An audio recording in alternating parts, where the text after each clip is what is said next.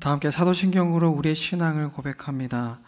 전능하사 천지를 만드신 하나님 아버지를 내가 믿사오며 그 외아들 우리 주 예수 그리스도를 믿사오니 이는 성령으로 잉태하사 동정녀 마리아에게 나시고 본디오 빌라도에게 고난을 받으사 십자가에 못 박혀 죽으시고 장사한 지 사흘 만에 죽은 자 가운데서 다시 살아나시며 하늘에 오르사 전능하신 하나님 우편에 앉아 계시다가 저리로서 산자와 죽은 자를 심판하러 오시리라. 성령을 믿사오며 거룩한 공회와 성도가 서로 교통하는 것과 죄를 사하여 주시는 것과 몸이 다시 사는 것과 영원히 사는 것을 믿사옵나이다. 아멘. 찬송 251장 가사 먼저 함께 읽겠습니다. 찬송 251장 놀랍다 주님의 큰 은혜. 우리 함께 가사 먼저 읽습니다. 놀랍다 주님의 큰 은혜, 우리의 죄를 속하시려 갈보리 십자가 위에서 어린 양 보혈을 흘렸네. 주의 은혜 우리의 죄를 다 씻었네. 주의 은혜 우리의 죄를 다 씻었네. 죄악은 성난 파도같이 우리 영혼을 위협하나 헤아릴 수 없는 주 은혜 십자가에서 보이셨네. 주의 은혜 우리의 죄를 다 씻었네. 주의 은혜 우리의 죄를 다 씻었네. 죄악에 물든 영혼들을 주께서 피로 씻으시네. 지금도 흐르는 그 피에 눈보다 더 희게 씻으라. 주의 은혜 우리의 죄를 다 씻었네. 주의 은혜 우리의 죄를 다 씻었네. 비할 수 없는 그 은혜를 믿는 자에게 거저주네. 형제여 주 앞에 나와서 더 지체 말고 곧 받으라. 주의 은혜 우리의 죄를 다 씻었네. 주의 은혜 우리의 죄를 다 씻었네. 아멘. 우리 찬양 하나님께 영광 올려드립니다.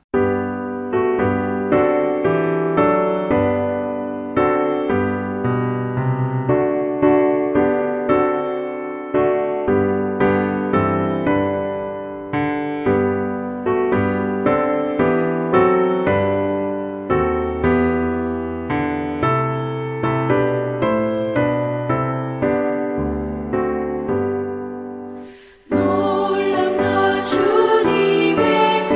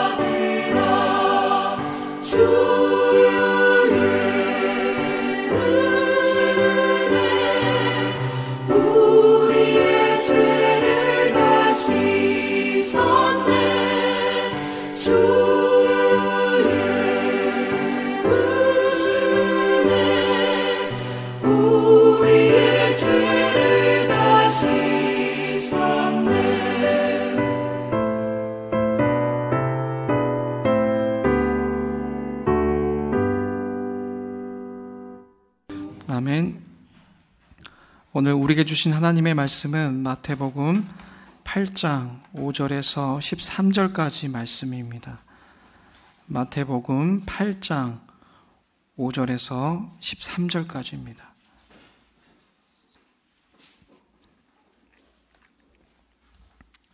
다 찾으셨으면 저와 함께 하나님의 말씀을 읽습니다. 예수께서 가버나움에 들어가시니 한 백부장이 나와 간구하여 이르되 주여 내 하인이 중풍병으로 집에 누워 몹시 괴로워하나이다. 이르시되 내가 가서 고쳐주리라.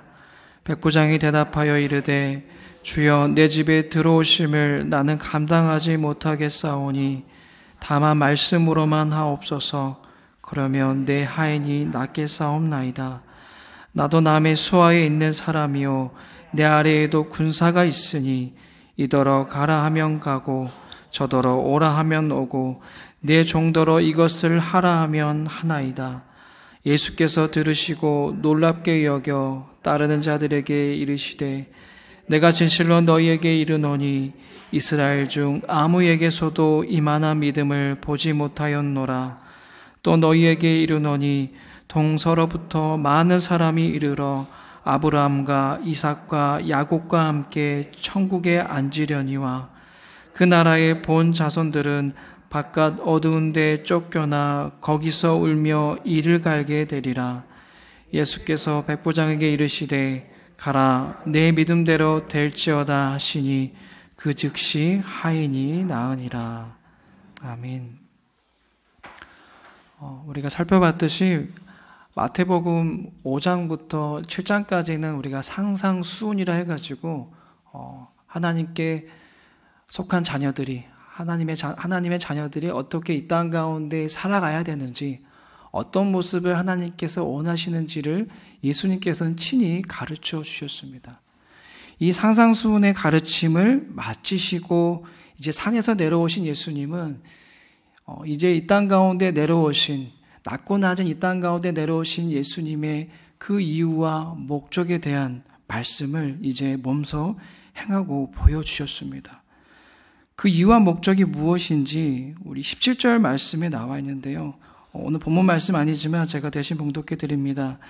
이는 선지자 이사야를 통하여 하신 말씀에 우리의 연약한 것을 친히 담당하시고 병을 짊어지셨도다 함을 이루려 하심이더라.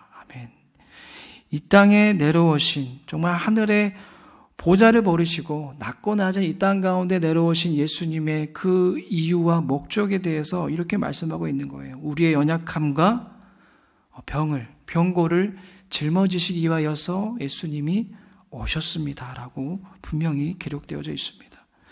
실제로 이 복음서의 내용을 우리가 사복음서를 찬찬히 살펴보면은 이렇게 우리의 연약함과 우리의 병고를 짊어지시기 위해서 예수님께서는 이 땅 가운데 내려오셨다라는 그러한 이야기로 가득하여 있습니다. 가득 차 있는 게 바로 복음서의 내용입니다.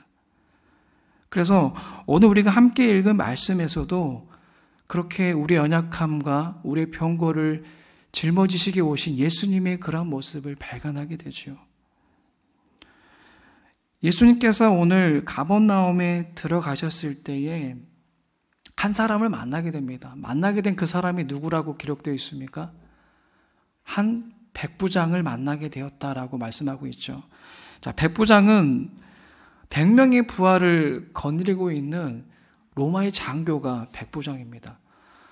그 당시 이 로마의 이 장교는 마치 유대교의 이 사내들인 공회원처럼 이제 출세가도가 열린 소위 엘리트들이었습니다. 장래가 보장받는, 촉망받는, 정말 이제 아무런 근심 없이 이제 출세가도를 달릴 수 있는 이들이 바로 로마 장교, 바로 백부장이었는데, 이 로마군의 이 엘리트인 그가 오늘 말씀에서와 같이 그저 평범해 보이는, 그저 평범한 유다 백성 중에 한 사람처럼 보이는 예수님을 찾아오게 되죠. 예수님을 찾아와서 뭐라고 얘기했습니까? 백부장은요. 중풍병으로 괴로워하고 있는 자신의 종을 고쳐달라는 그런 부탁을 드리기 위해서 예수님을 친히 찾아왔습니다. 자신의 문제도 아니죠. 자신이 아파서 찾아온 것도 아니고 자신이 수하로 데리고 있는, 자신이 부리고 있는 그 종을 고쳐달라는 부탁을 드리기 위해서 찾아왔다라는 것은 얼마만큼 이 백부장의 마음이, 그 심성이 착하였는지를 우리는 엿볼 수가 있습니다. 자, 여기에 대한 예수님의 대답은 뭐였죠? 7절 말씀에 보면은 이르시되 내가 가서 고쳐주리라 라고, 아마도 그런 백부장의 그 마음을, 그 착한 심성을 아셔서 그랬는지 모르겠지만 예수님은 고쳐주겠다라고 말씀하셨습니다. 충분히 이러한 예수님의 반응은 우리가 예견할 수가 있어요. 아까 방금 확인했듯이 이 땅 가운데 내려오신 예수님의 목적은 우리의 연약함을, 우리의 병고를 짊어지시기 위함이었기 때문에 그런 이방인이라 할지라도 백부장의 그러한 부탁을 예수님께는 충분히 들어주셨을 거라고 우리는 충분히 예측할 수가 있습니다. 그런데 이후에 백부장의 반응이 참 우리에게 낯설게 느껴집니다. 우리 8절 말씀을 함께 읽어볼까요? 우리 8절 함께 읽습니다. 시작. 백부장이 대답하여 이르되 주여 내 집에 들어오심을 나는 감당하지 못하겠사오니 다만 말씀으로만 하옵소서. 그러면 내 하인이 낫겠사옵나이다. 아멘. 자, 이 백부장의 이 겸손함, 믿음이 느껴지지 않으십니까? 네, 이 한 대목에 한 절에 담겨져 있어요.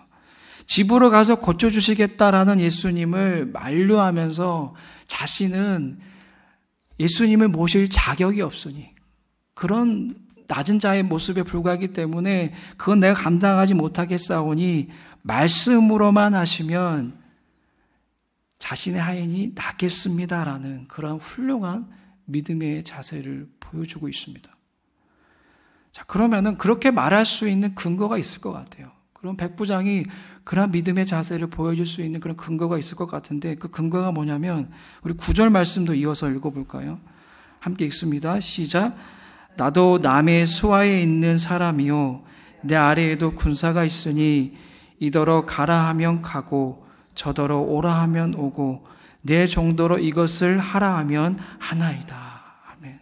그렇게 말씀할 수 있었던, 그렇게 예수님께 그런 부탁을 드릴 수 있었던 근거가 뭐냐면은 자신도 백부장이어서 자신의 부하에게 명령을 내리면은 그 명령을 들은 부하는 그 명령에 복종할 수 없는 것처럼 모든 만물의 주권자이신 예수님께서 질병을 유발시키는 그 더러운 세력을 향하여서 명령만 하시면 그 질병을 다스리고 있는 세력이 그 명령에 복종할 수밖에 없을 거다라는 것이 그 근거였습니다. 즉 무슨 말이냐면 백부장은 이방인이었음에도 불구하고 예수님이 어떤 분이신지를 알았던 겁니다.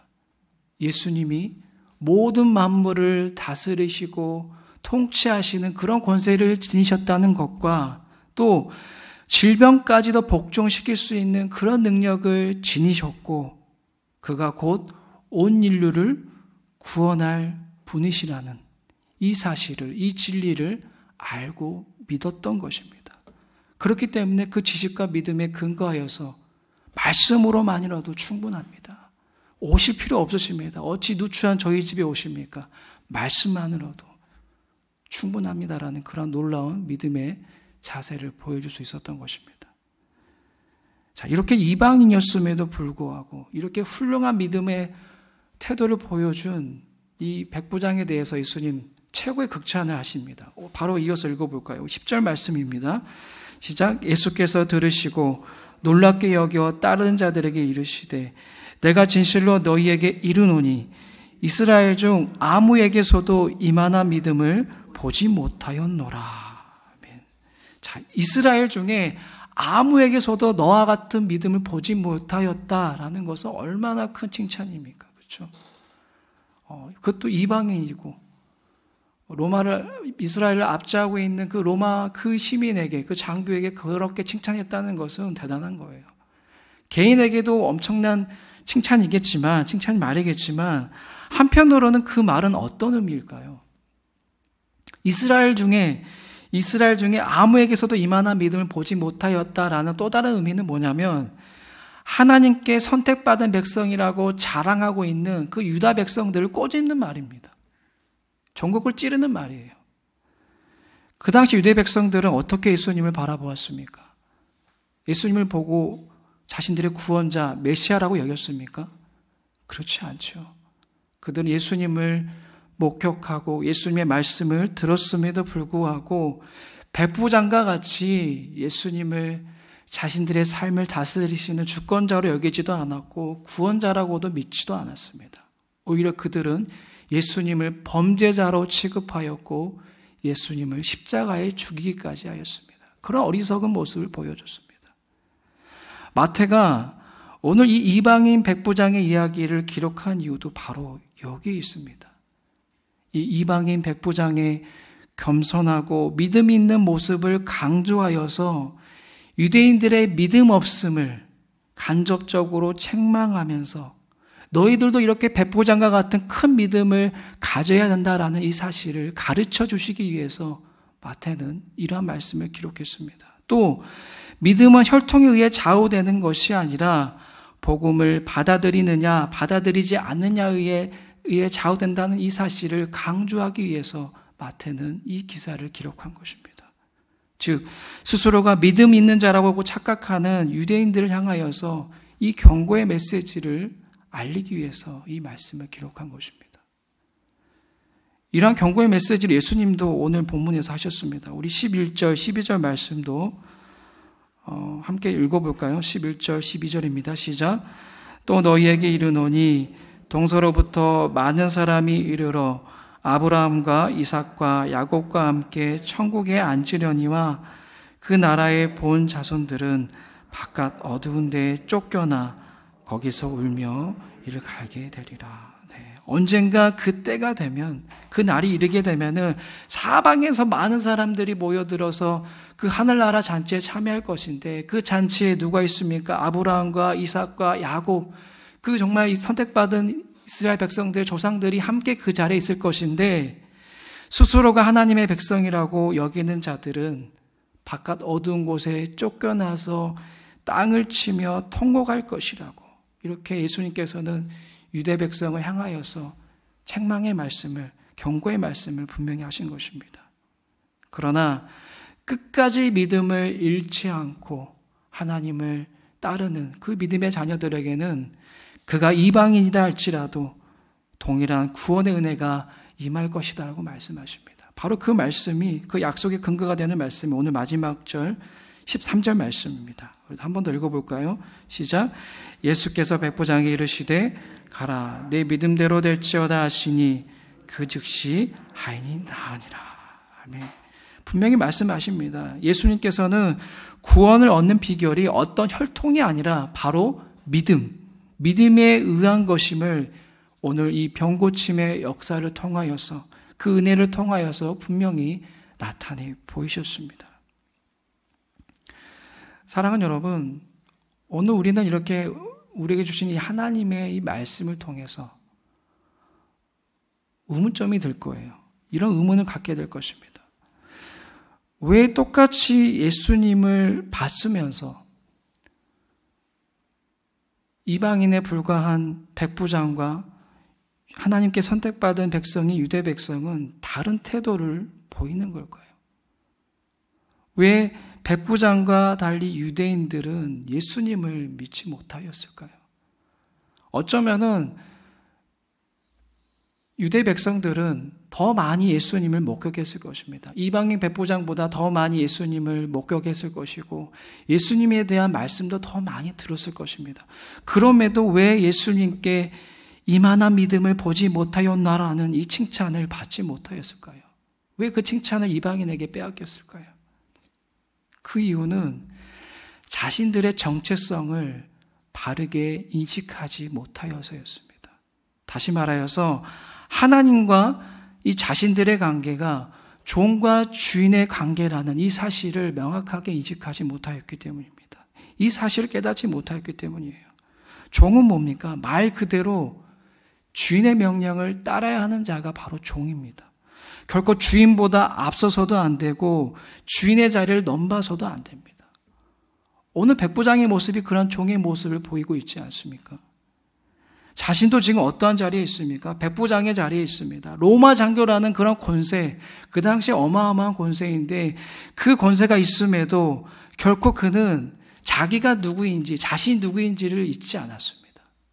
내가 아무리 세상에 그런 권력과 권세가 있는 자리에 있다 할지라도 예수님은 나보다 더 크신 분이시고, 예수님은 하나님 나라의 권세를 부여받은, 이 나라와 온 세계를 통치하시고 다스릴 수 있는 그런 권세를 지닌 자라는 이 사실을 잊지 않았습니다. 자신은 그저 그 하나님 앞에, 그 예수님의 명령 앞에 복종하고 따라야 할 종에 불과하다라는 이 사실을 잊지 않고 있었습니다.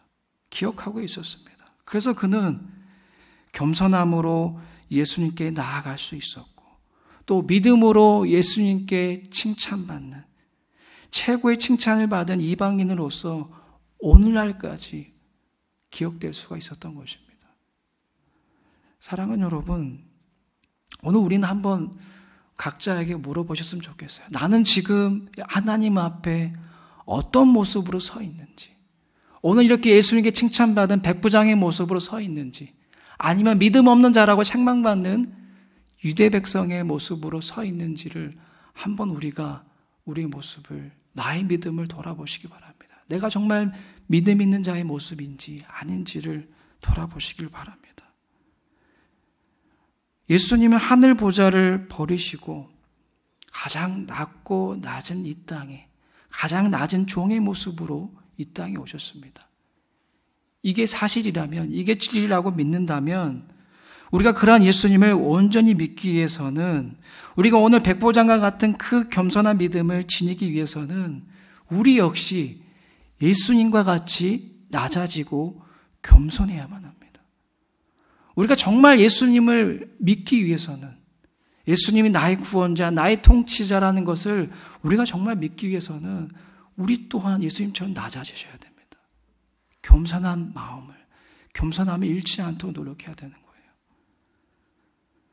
우리가 종의 자세가 아니라 주인의 마음으로 있게 되면은 어떠한 안타까운 일이 생기냐면, 예수님을 만나도 예수님이 구원자로 여겨지지가 않습니다. 오늘 유대 백성과 같은 그런 교만한 모습을 지니게 되는 거예요.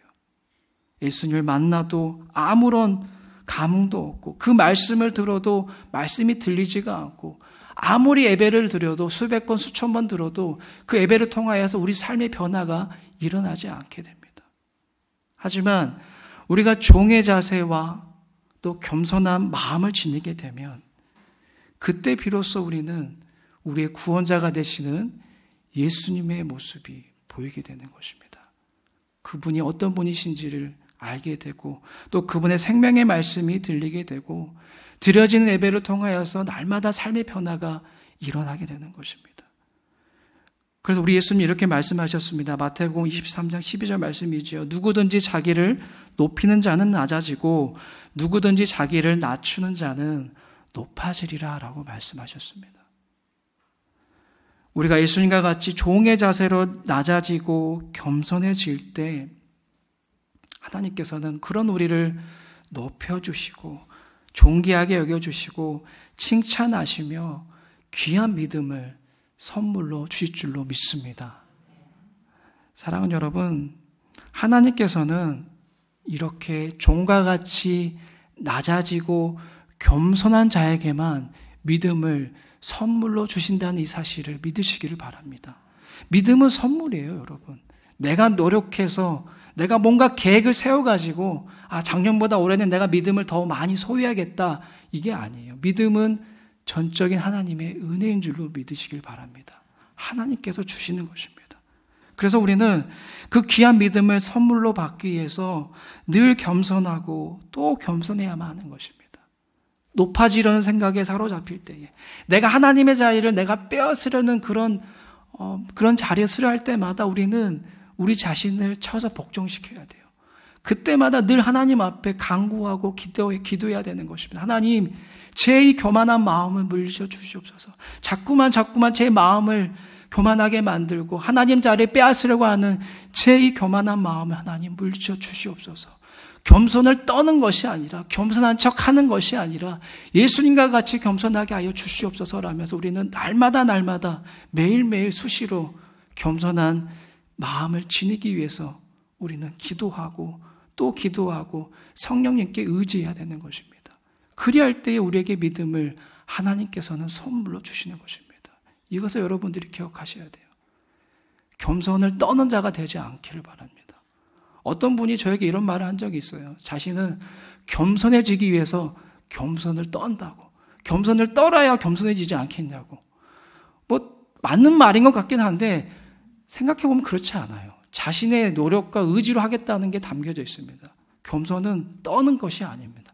겸손해야 되는 거죠. 하나님의 전적인 은혜 아니면, 성령님의 도우심이 아니면 우리는 겸손해질 수 없습니다.